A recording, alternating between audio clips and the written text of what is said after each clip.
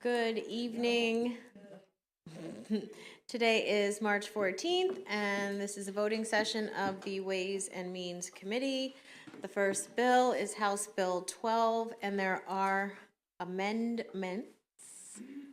Delegate Barnes. Thank you, Madam Chair. The bill establishes the Transit-Oriented Development Capital Grant and Revolving Loan Fund and its purpose, funding source, and authorized use. The fund may be used by Maryland Department of Transportation to provide financial assistance to local jurisdictions for TOD design plans and specified public infrastructure improvements within a TOD, or gap funding for public or private development within a TOD. There are amendments. One, expand the definition of TOD to include a mix of structure that are part of a development plan involving property adjacent to a planned or existing transit corridor. Substitute the smart growth sub-cabinet for MDOT as a state entity that partners with a local jurisdiction to design a TOD. Specifically includes funds from the Complete Street Program as state development and infrastructure for which TOD may apply. Establishes a TOD designation, applies for 10 years, subject to a potential 10-year extension. Substitute a smart growth sub-cabinet for MDOT as an entity responsible for establishing eligibility requirements and sourcing standards and preference for applicants for financial assistance. Requires MDOT in collaboration with DHCD to support award recipients by providing technical assistance for any study, plan, or code change, and reduces the fund balance for which the mandated appropriation is required to maintain from $10 million to $5 million. Move the amendment. Is there a discussion on the amendments? Okay, all in favor of the amendments, please signify by saying aye. Aye. Any opposed? Okay, the amendments pass. Is there a motion on the bill as amended? Discussion on the bill as amended? Okay, we are not going to roll call this. All in favor signify by saying aye. Aye. Any opposed? Oh. Okay, so the negatives are no's as a party line vote. Buckle, Hornberger, Miller, Hartman, Griffith, and Haley. Delegate Long is excused for this voting session. And also Nick Charles is excused right now too. Okay, House Bill 12 passes as amended. House Bill 236, and there are amendments. Delegate Feldmark. Thank you, Madam Chair. The amendments strike the bill as written and instead express the intent of the General Assembly that at least 2% of the balance in the Homeowner Protection Fund be spent each year to conduct outreach to homeowners and tax sale to encourage them to enroll in the Homeowner Protection Program. Move the amendment. Any discussion on the amendments? Okay, all in favor of the amendments, please signify by saying aye. Aye. Any opposed? Okay, motion on the bill is amended. Okay, no roll call. All in favor signify by saying aye. Aye. Any opposed? House Bill 236 passes favorably as amended. House Bill 237, Delegate Barnes. Thank you, Madam Chair. The bill extends the termination date of a sale and use tax exemption for the sale specified construction, material, and warehousing equipment in Baltimore County from June 30th, 2026 to June 30th, 2036. The bill takes effect on July 1st, 2023. Move the bill. Second. Any discussion on the bill? Okay, no roll call. All in favor signify by saying aye. Aye. Any opposed? And the chair votes yes on that one, Haley. House Bill 237 passes favorably. House Bill 276, Delegate, who's that? Plakovich Carr?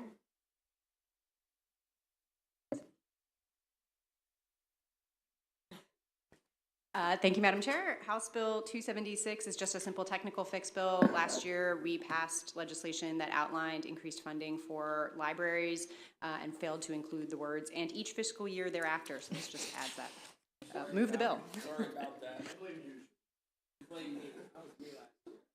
A second on the amendments? Any discussion? Okay, all in favor of the amendments, please signify by saying aye. Aye. Well, you know what? You guys, there are no amendments.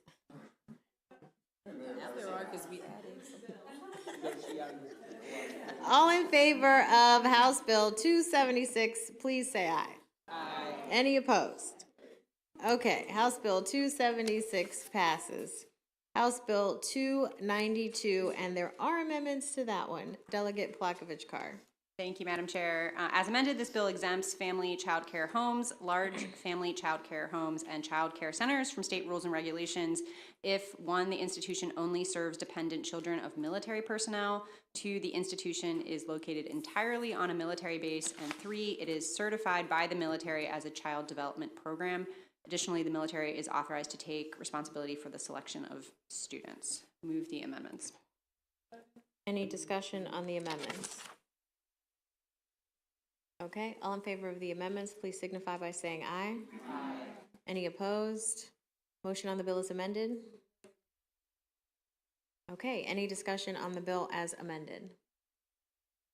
Okay, all in favor of the bill as amended, please signify by saying aye. Aye. Any opposed?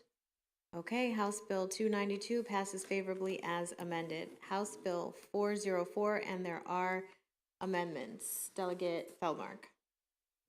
Madam Chair, the amendments strike the bill as written and authorize counties and municipalities to provide a local supplement to the homeowner's tax credit for homeowners whose combined gross income exceeds $60,000. Move the amendment. Any discussion on the amendments? Tabling only, right? Correct. Thank you. Okay, all in favor of the amendments, please signify by saying aye. Aye. Any opposed? Okay, motion on the bill is amended. Any discussion on the bill as amended? Okay, all in favor of the bill as amended, please signify by saying aye. Aye. Any opposed? Okay, House Bill 404 passes favorably as amended. Oh, you had discussion? Oh, I'm sorry. House Bill 404 and Delegate Wells is a me too. Anyone else? Okay. Delegate Plakovich-Carr is a me too. Delegate Vogel is a me too. Delegate Henson is a me too. And Madam Vice Chair is a me too. Okay, thank you. House Bill 448, and there are amendments. Delegate Plakovich-Carr. Thank you, Madam Chair. As amended, this bill requires a non-public school in which children with disabilities have been placed as part of their IEPs to pay its teachers salaries that are the equivalents of local public school teacher salaries. If the costs to do so are not met by the existing state and local cost-sharing mechanism for special education placements, additional funding is to be paid for by the state and the local school system in the same proportion as provided by that mechanism. Funding for other components of the non-public school may not be reduced to provide the required teacher salaries. Move the amendments. Any discussion on the amendments? Delegate Hornberger. And so if there's one student that's at that school, it ropes in the entire teachers, all the teachers? Yes, but most schools have more than one student placed, but it's just maintaining the existing funding share otherwise. Okay, thank you. Any other discussion on the amendments? Okay, all in favor of the amendments, please signify by saying aye. Aye. Any opposed? Okay, motion on the bill is amended.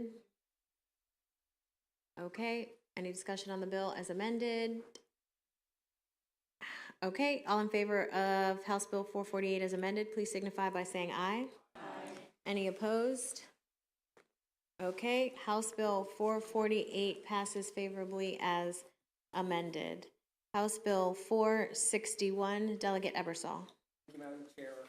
House Bill 461 requires that the State Board of Education incorporate into its statutorily required middle school curriculum on age-appropriate sex education on the awareness and prevention of sexual abuse and assault and provisions on preventing human and sex trafficking. Move the bill.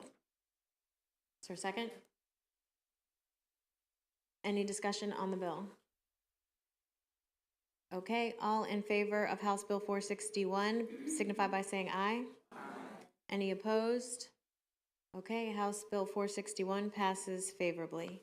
House Bill 486, and there are amendments. Delegate Ebersol. House Bill 486 was originally titled an income tax credit for student bus transportation expenses. The amendment to strike the bill is introduced and substitute a task force.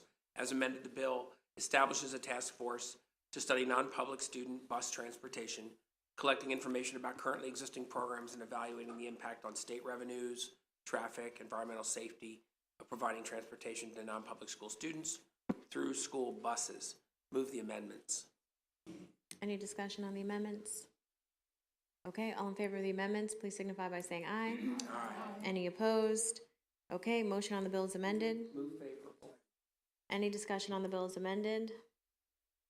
Okay, all in favor of House Bill 486 as amended, please signify by saying aye. Aye. Any opposed? Okay, House Bill 486 passes favorably as amended. House Bill 509, and there are amendments. Oh, I'm sorry, madam. Hi, everyone. Thank you, Madam Chair. For House Bill 509, I would like to hold this bill. Okay, House Bill 509 is held. House Bill 551, and there are amendments. Delegate Plakovich-Carr. Thank you, Madam Chair. As introduced, this administration bill exempts the purchase of specified network equipment from the state sales and use tax and authorizes individual and corporate taxpayers to claim a subtraction modification against Maryland income tax for qualified federal broadband grants awarded during the taxable year. There are two amendments. The amendments strike the tax exemptions proposed by the bill and require the Office of State Broadband within the Department of Housing and Community Development to study and make recommendations regarding incentives to encourage broadband expansion in the state. Move the amendments. Any discussion on the amendments? Okay, all in favor of the amendments, please signify by saying aye. Aye. Any opposed? All right, motion on the bill is amended. Any discussion on the bill as amended? Okay, all in favor of House Bill 551 as amended, please signify by saying aye. Aye. Any opposed? Okay, House Bill 551 passes favorably as amended. House Bill 584, and there are amendments. Delegate Wells. Thank you, Madam Chair. So House Bill 584, as introduced, this bill extends the state income tax credit for eligible food donations by qualified farms through year 2025 and alters the value of the credit for eligible food and certified organic produce donations. The two amendments, First Amendment increases the value of the credit for eligible food donations and certified organic produce to 100% of the value of the donated food, and the Second Amendment repeals rather than extends the termination of the credit. Move the amendment. Any discussion on the amendments? Okay, all in favor of the amendments, please signify by saying aye. Aye. Any opposed? Motion on the bill is amended. Any discussion on the bill as amended? Okay, all in favor of House Bill 584 as amended, please signify by saying aye. Aye. Any opposed? Okay, House Bill 584 passes favorably as amended. House Bill, yes. Yeah, yes, Haley, me too for 584. I'll read off the names because everybody's hand is going up. There's so much love for Delegate Ebersol. Delegate Buckle, Delegate Hornberger, Delegate Wells, Delegate Fair, Delegate Miller, Delegate Henson, Delegate Miracle North, Delegate Grossman, Delegate Vogel, Delegate Wu, Delegate Hartman, Delegate Griffith, Delegate Attar, and Delegate Feldmark. Thank you. Okay, House Bill 626, and there are amendments. Delegate Barnes. Thank you, Madam Chair. This bill requires certain research entities to provide certain contributions to the Maryland Department of Health and establishes the Human Relevant Research Fund and the Maryland Technology Department Corporation, TEDCO, to promote state-funded research intended to develop human relevant alternatives to using non-human animals and testing and research through grants and loans. There are amendments. Amendment strikes the prohibition on using non-human animals to conduct research in the state unless licensed by the Secretary of Health and instead requires certain research entities to provide a contribution to MDH based on the number of animals on which the entity performs research, strikes the requirements for institutional review board approval to receive a grant or loan, and provides research entities that does not pay the contribution required under the bill may be subject to a specific civil fine. Move the amendments. Okay, any discussion on the amendments? Delegate Hornberger. May be on the bill in general, but does this bill apply to federal entities? No. Any other discussion? Okay, this is just on the amendments. All in favor of the amendments, please signify by saying aye. Aye. Any opposed? Okay, the amendments pass. Is there a motion on the bill as amended? Any discussion on the bill as amended?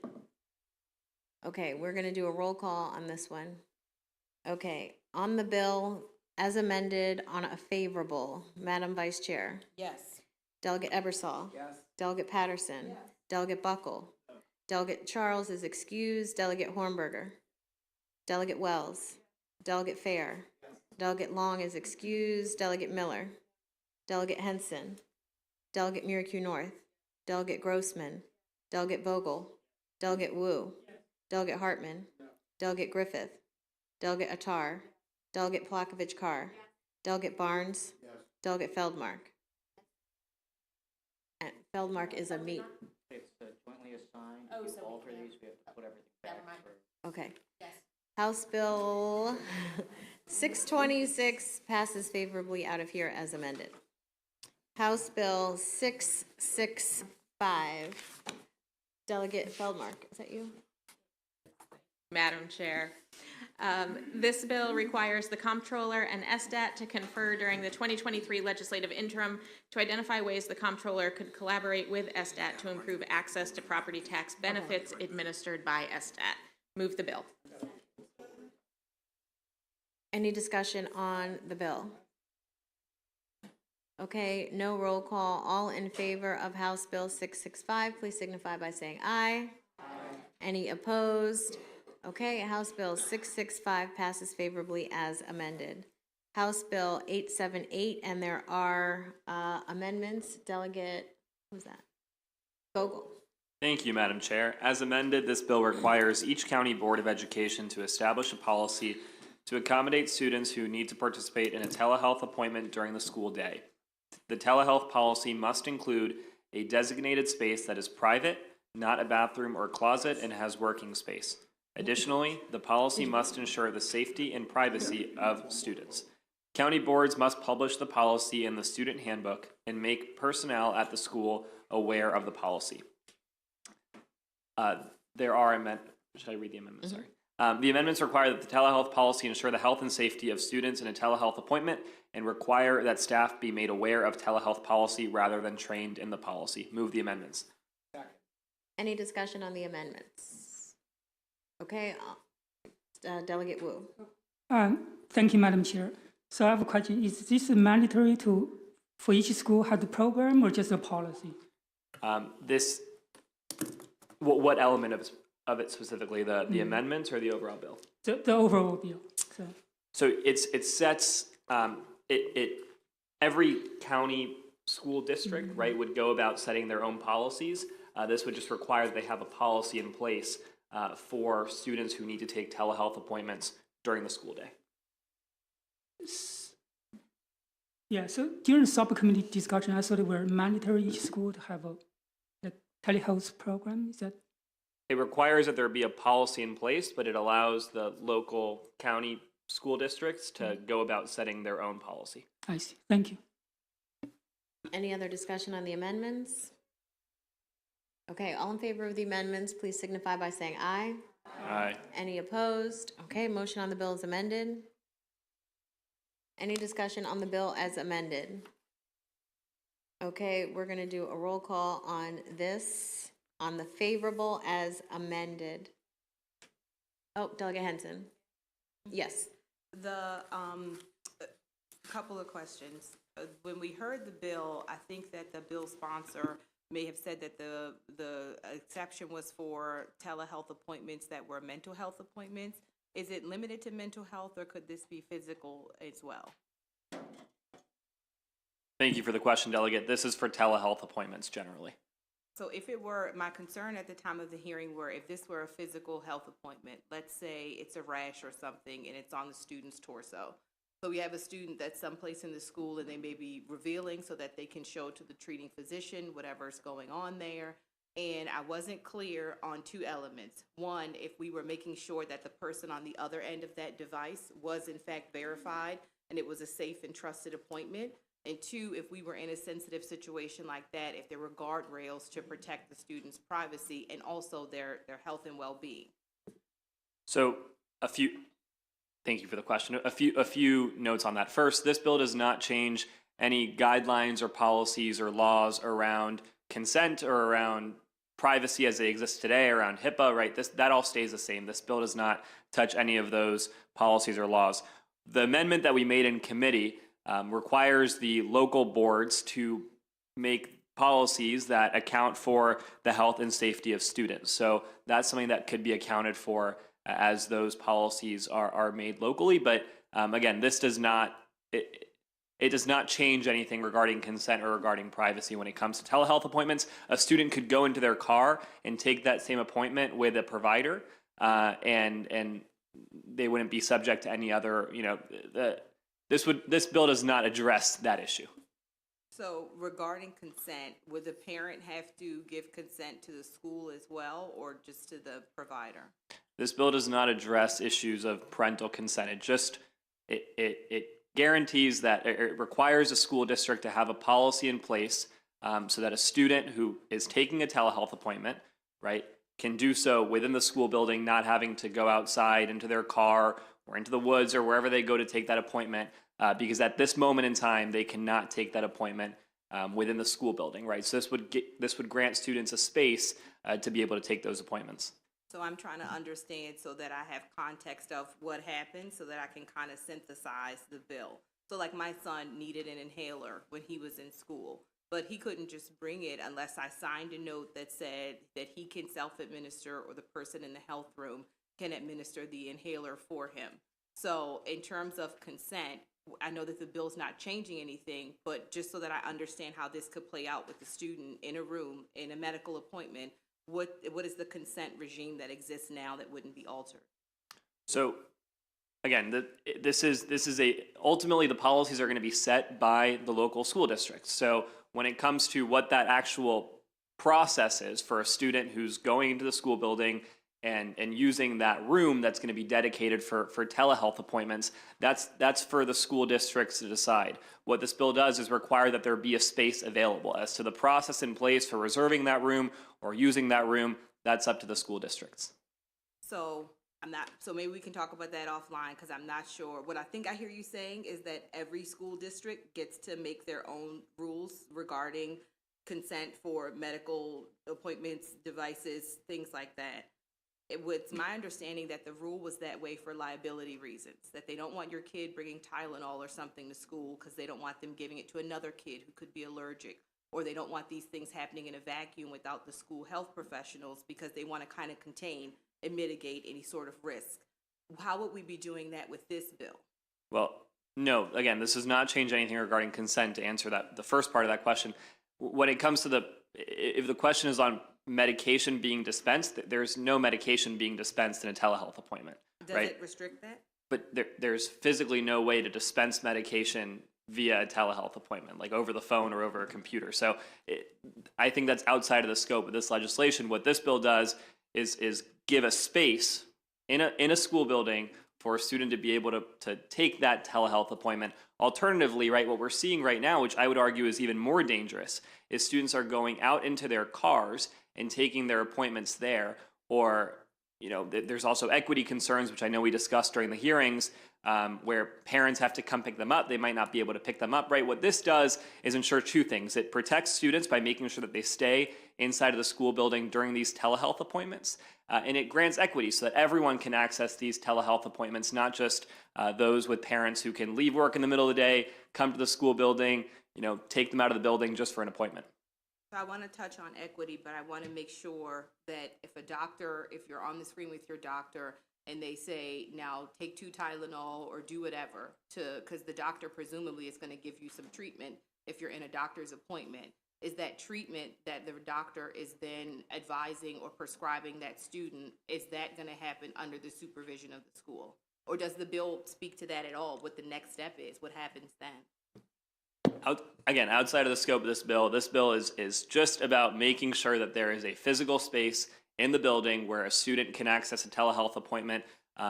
In the amendments, just to be clear, the amendments require that the telehealth policy put in place ensure the health and safety of those students. So I believe that accounts for that. And then final question, if the student doesn't have their own device, does the bill require the school to make this accessible to all students regardless of a personal device? Or would they be using a school-issued device for these appointments? There's, as far as I know, as far as I've seen, there's no language around that in this legislation. There's no requirement that the school grant a student a device to use during their telehealth appointment. Thank you, Delegate. Thank you, Madam Chair. Thank you, Delegate. Delegate Miller. Yes, thank you. Thank you, Madam Chair. So just real quick, and I apologize if it was covered. Does the room have to be soundproof? Because we have open schools in Frederick County still, and so we don't have walls in a lot of them, like they are only partitioned. So the bill requires the space be private, right? That the student can participate or can see their telehealth provider privately.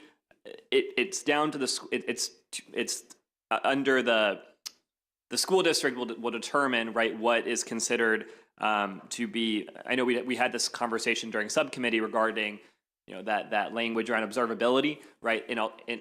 As a substitute to that, there was this amendment put in, right, that requires that the telehealth policy ensure the health and safety of the student, right? So there's when it comes to like specific infrastructure language of the building, right, that there's no longer any language there that determines exactly what the space needs to look like beyond having a table where the student can put their computer, there being a seat that they can sit at, but there's no language around it being soundproof. Okay, so if the school system deemed that was needed to be HIPAA compliant and they could not fulfill that, then there's no obligation to construct or build or anything like that in the school system? Because I know we talked about additions and things like that, but is there any mandate to build one in the school system? I don't believe the word soundproof is in the bill. Okay, doing a telehealth appointment and making sure the school system has the freedom to understand what they feel is compliant. Right, and it's So ultimately, yeah, the school district will determine what their policy, right, and what they have to account for are those requirements that are set in place in the law. And in addition to that, with this amendment, it would require that the telehealth policy ensure the health and safety of students.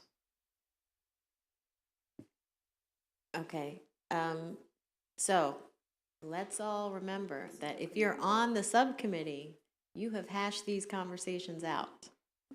But, Mr. Subcommittee Chair. Amendment requires that the school ensure the privacy and safety of the student. They have to come up with a policy that does that. The word privacy was used, so I'm be clear on that.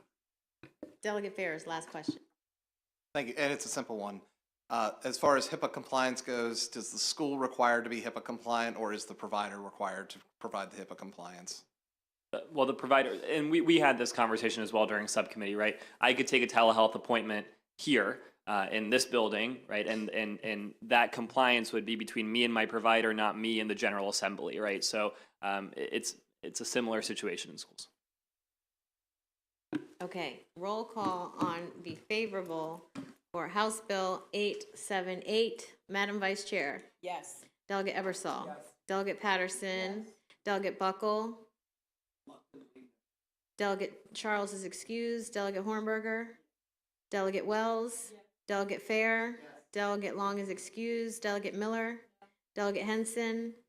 Delegate Miracle North. Delegate Grossman. Delegate Vogel. Delegate Wu.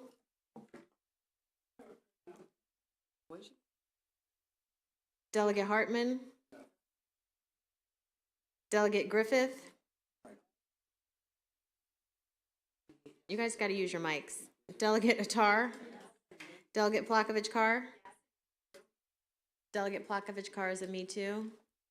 Delegate Barnes. Delegate Feldmark. And she is a me too. Madam Vice Chair would like to be a me too as well. And Delegate Fair would like to be a me too. And Delegate Wells would like to be a me too. Okay. House Bill 878 passes favorably as amended. House Bill 896, and there are amendments. Delegate Feldmark. Thank you, Madam Chair.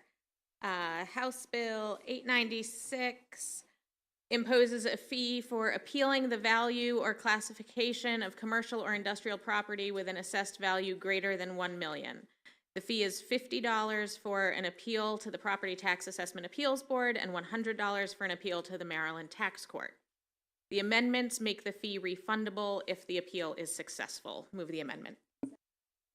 Any discussion on the amendments? Delegate Hartman. Thank you, Madam Chair. During the bill hearing, I thought it was amended to properties of a $5 million value and up.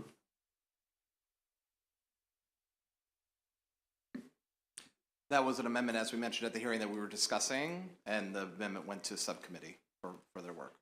And they So produced the amendment they it was provided. stated $1 million. Yeah. So was the $5 million amendment considered, or? Delegate Feldmark. So my understanding was there had been discussions about increasing the limit and sort of in the spirit of negotiation and trying to reach a compromise. My understanding is a compromise was not reached, so we took the bill as introduced. Okay, thank you. Any further discussion on the amendments? Okay, on the amendments, all in favor of the amendments, please signify by saying aye. Any opposed? The amendments passed. Motion on the bill as amended. Any discussion on the bill as amended? Okay, we're going to do a roll call on the favorable as amended on House Bill 896. Madam Vice Chair? Yes. Delegate Ebersol? Yes. Delegate Patterson? Yes. Delegate Buckle? No. Delegate Charles is excused. Delegate Hornberger? Delegate Wells? Delegate Fair? Yes. Delegate Long is excused. Delegate Miller? Delegate Henson? Delegate Miracle North? Delegate Grossman? Delegate Vogel? Yes. Delegate Wu? Yes. Delegate Hartman? Delegate Griffith? Yes. Delegate Attar? Delegate Plakovich Carr? Yes. Delegate Barnes? Yes. Delegate Feldmark? Yes. House Bill 896 passes favorably as amended. House Bill 897, and there are amendments. Delegate Feldmark. Thank you, Madam Chair. House Bill 897 allows a homeowner who receives income only from Social Security, a pension, or an annuity to file a short certification instead of the regular application for the homeowner's property tax credit in 2 out of every 3 years. The amendments specify the contents of the certification and make clarifying changes. Move the amendments. Any discussion on the amendments? Okay, all in favor of the amendments, please signify by saying aye. Aye. Any opposed? The amendments pass. Motion on the bill is amended. Any discussion on the bill as amended? Okay, all in favor of House Bill 897 as amended, signify by saying aye. Aye. Any opposed? House Bill 897 passes favorably as amended. House Bill. Okay, we're going back to Me Too's, Haley, for 897. So we have Delegate Plakovich Carr, Delegate Henson, and Delegate Ebersol. Your button's on. Did you? Oh, okay. Okay, House Bill 979, and there are amendments. Delegate Attar. Thank you, Madam Chair. House Bill 979 requires municipalities to require candidates for municipal office to file reports of donations and disbursements. There are two amendments, and the amendments authorize a municipality to, one, exempt a candidate from filing reports if the candidate will not spend more than $1,000 in personal funds or accept contributions, and two, exempt a candidate from filing a particular report if the candidate has not raised or spent more than $1,000 since the candidate's last report. And I move the amendments. Any discussion on the amendments? Delegate Hornberger. Thank you for those amendments. Would that include in kind? I believe so. It's every type of donation or Okay, contribution. so just the same language as us. Yes, exactly. It mirrors the state bill, Thank the you. state requirement. Any further discussion on the amendments? And would that preclude them from running from Central Committee?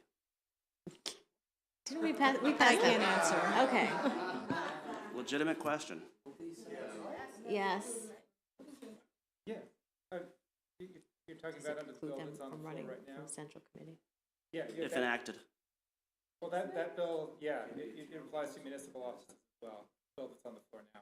Right. That's So, your question. as a nonpartisan municipal elected official, I would not be able, if I was already sworn in at the municipal level, I would be precluded from placing my name on the ballot for Central Committee? Under the bill that's on the floor now, yes. Okay, thank you. Any other discussion on the amendments? Okay, all in favor of the amendments, please signify by saying aye. Any opposition to the amendments? The amendments pass. We will do a roll call. Well, is there a motion on the bill? I'm sorry. Okay. Any discussion on the bill as amended? Okay, we'll do a motion on the favorable of 979 as amended. Madam Vice Chair. Yes. Delegate Ebersol. Yes. Delegate Patterson. Delegate Buckle. Delegate Charles is excused. Delegate Hornberger. Delegate Wells. Delegate Fair. Delegate Long is excused. Delegate Miller. Delegate Henson. Delegate Miracle North. Delegate Grossman.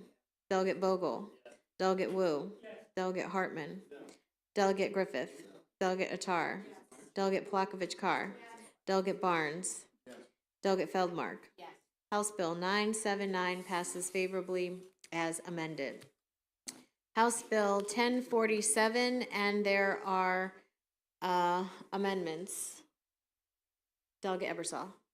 Thank you, Madam Chair. As introduced, this bill specifies the process and protections that must be followed when a locally employed education professional transfers to juvenile services education program within the department. Among other things, the individual must be placed in a comparable position, retain accrued leave, and receive a pay equal or greater compensation.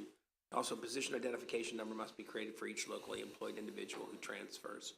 The amendments strike all provisions related to wages and leave only the requirement that JSEP employees retain their locally earned leave and vacation eligibility. I move the amendments. Any discussion on the amendments? Okay, all in favor of the amendments, please signify by saying aye. Aye. Any opposed? Motion on the bill is amended. Any discussion on the bill is amended? Okay, all in favor, please signify by saying aye. Aye. Any opposed? House Bill 1047 passes favorably as amended. And the last bill of the evening, House Bill 1074, and there are amendments. Who put this bill on the list? Yeah. Delegate Barnes. This is one of these bills that I know everybody's going to raise their hand to be a Me Too on, because it is a bill in which you can go back to your community and feel good about. The bill authorizes a non-refundable credit against the state income tax for the first $500 of the purchase of an automated external defibrillator, purchased for use at a restaurant here in the great state of Maryland. As amended, the bill specifies that the tax credit authorized by the bill may be claimed only once by an individual or business entity for each restaurant location. Move the amendment. Any discussion on the amendments? Okay, all in favor of the amendments, please signify by saying aye. Aye. Any opposed? Okay, discussion, motion on the bill as amended. Okay, is there a discussion on the bill as amended?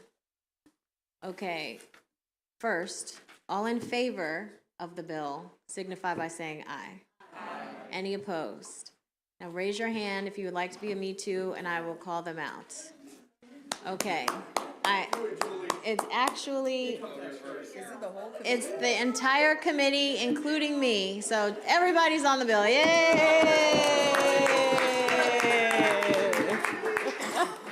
Everybody gets a picture of me. Okay, guys, that was great work today. Couple of things. There will be a couple subcommittee folks that have to meet. Education is going to have to meet, and election law is going to have to meet. So pay attention to those. The majority of our bills are out of here, so that's it, folks. But those two subcommittees I know have to meet. Some other stuff might pop up, which means we will be voting again, likely tomorrow at some point. I don't know what time, so stay tuned. Do you have to meet too? Oh, I thought you were creeping up because you have to meet. Oh, no. No, Early childhood is going to have to meet too, apparently. Yes, and we still have to vote on all the local bills at some point, Thursday. So we're probably going to vote tomorrow, which is Wednesday. Well, we're going to be voting every day, basically. Let's just put it that way. We come here to vote. Here we go. We're trying to get it all done before Friday. So that's the plan. Thank you, everyone. Have a good night.